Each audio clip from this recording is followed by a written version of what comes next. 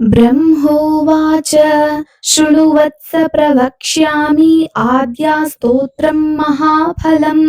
यः पठेत् सततं भक्त्या स एव विष्णुवल्लभः मृत्युर्व्याधिभयं तस्य नास्ति किञ्चित् कलौ युगे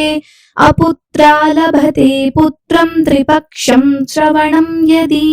द्वौ मासौ बन्धुनान्मुक्ति विप्रवक्त्रात् श्रुतं यदि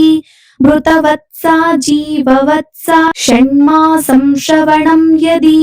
नौकायां सङ्कटे युद्धे पठनाज्जयमाप्नुयात् लिखित्वा स्थापयेद्गेहेनाग्निचौरभयं क्वचित् राजस्थाने जयी नित्यं प्रसन्ना सर्वदेवता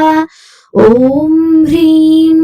ब्रह्माणि ब्रह्मलोके च वैकुण्ठे सर्वमङ्गला इन्द्राणि अमरावत्यामम्बिका वरुणालये यमालये कालरूपा कुबेरभवने शुभा महानन्दाग्निकोणे च वायव्यां मृगवाहिनी नैऋत्यां रक्तदन्ता च ऐशान्यां शूलधारिणी पाताले वैष्णवी रूपा सिंहले देवमोहिनी सुरसा च मणिद्वीपे लङ्कायां भद्रकालिका रामेश्वरी सेतुबन्धे विमला पुरुषोत्तमे विरजा औड्रदेशे च कामाक्ष्या नीलपर्वते कालिका वङ्गदेशे च अयोध्यायां महेश्वरी वाराणस्यामन्नपूर्णा गया क्षेत्रे गयेश्वरी कुरुक्षेत्रे भद्रकाली व्रजे कात्यायनी परा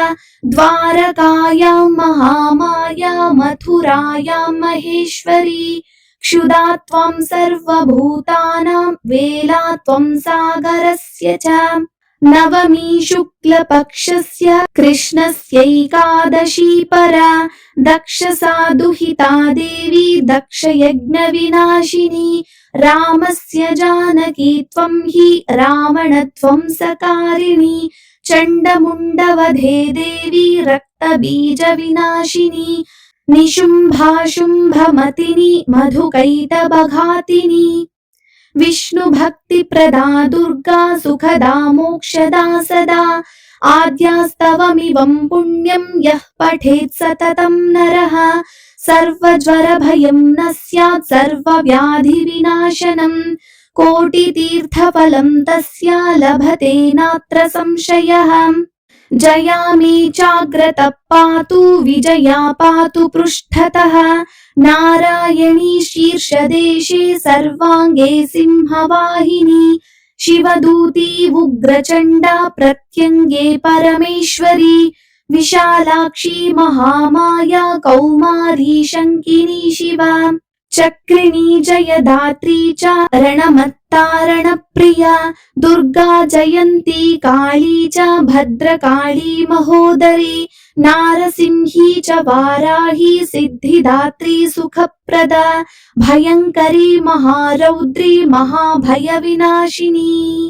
इति श्री ब्रह्मयामले ब्रह्मनारद संवादे श्री आद्या स्तोत्रं सम्पूर्णम्।